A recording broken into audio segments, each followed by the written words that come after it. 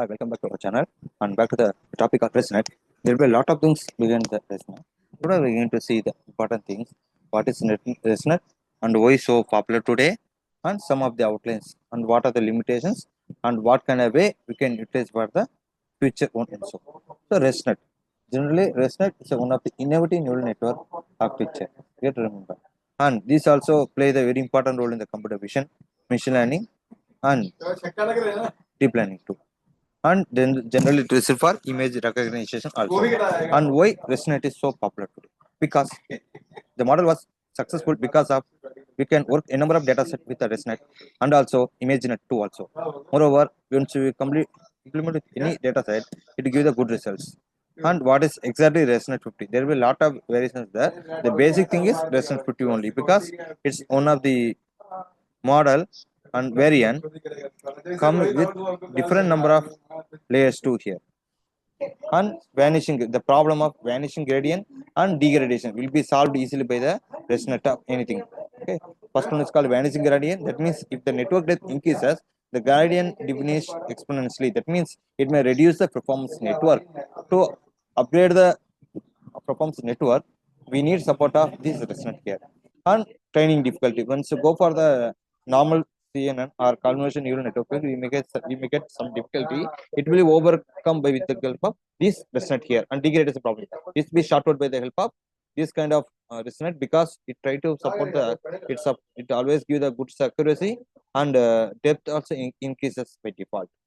Let's move to the solution. So what is the solution for avoid this kind of vanishing problem? Everything means that the solution is followed by the ResNet because generally ResNet consists of many components. One is called residual block, another major component is skip connections. So here, first of all, you know about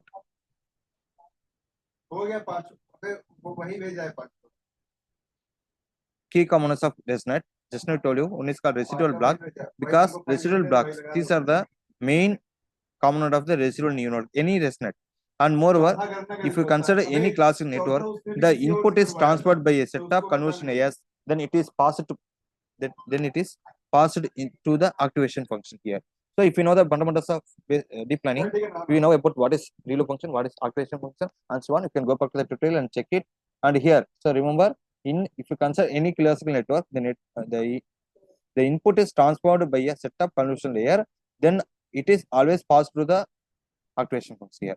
In the residual, especially in residual block or in the network, the input to the block is added to the output of the another block with the help of we are creating the residual connection here. And also the output of the residual block is defined by the formula called h of x. That is, at last we can say residual block consists of a formula like f of x equal to h of x minus x instead of directly learning the h of x here. And next component is skip connection. Another one is a stacked layers. At last, global average pooling is there. In skip connections, generally skip connections always helpful to form the residual blocks, and moreover, the skip connection always consists of the input of the residual block that is bypassed over the convolution layer and added to the output of the residual block. So once go for the architecture later, we'll understand more and even go implementation too. And stacked layers. There will be a stacked layer is there because ResNet is one of the powerful and successful architecture.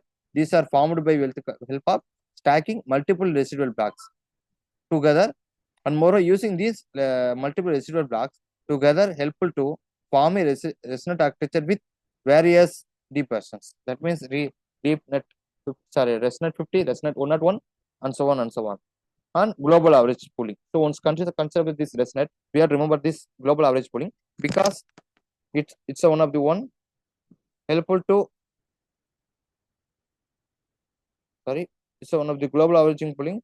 The final step and layer helpful to reduce the spatial dimension to a single value, and so on and so on.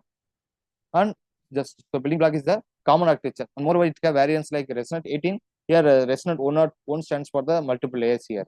As much layers increases, as much you resolve the vanishing degradation problem and improve the accuracy to here. And bottleneck architecture. It follows the bottleneck architecture like that because it always helpful to reduce the computation by using the one by one convolution layers. And impact and performance. Beyond the image not beyond, because once worked with ILS, VRC like that, it achieved and shown the wonderful performance with the help of ImageNet and error reduction. Once come to the point of error reduction, it reduces error rate from the point of percentage of 11.7 to 3.57. It's a very nice achievement by the ResNet here. And outperformance. How means, because it always provides the outperformance for previous network by significant margin.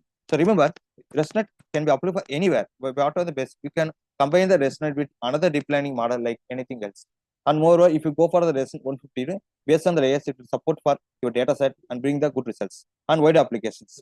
So we can help with the help of this one, we can view the progress in view object detection and segmentation. Not only medical image segmentation, not only computer vision and advantages. There are plenty of points say about this ResNet. One is called simplified training. So once we go on with the ResNet, later we can go on with work with YOLO V2 and so on and so on. YOLO V1 Mod 2, because it helps to simplify the training of very deep network and so on. Reduce the timing and mitigate the grains. Here it always mitigate the vanishing gradient problem. It arises in the CNN and other architecture too. It will resolve easily here and future reuse. So with the help of ResNet, we can go for future reuse. That always helpful to solve the identity mapping problem too here and improved performance, because always support improved accuracy and generalization policy here. Wherever you want, you can go and apply the ResNet here in real-time object detection to anything. And limitation, even though it have some limitation challenges, that is called memory consumption, because it may support of hardware constraints and return to and hyperparameter. There will be a lot of people have confusion about parameter and hyperparameter, because hyperparameter is the one where it will always try to help the ResNet parameters and also help to optimize. As much for optimize, partners get the solution by the network issues and problem at last computation cost. So there will be a deeper ResNet architecture there. Later we can go ahead with and resolve it with the sort out the computation cost problem too, like that. Thank you for watching the video. If you like the video, please subscribe and share with your friends. Thank you.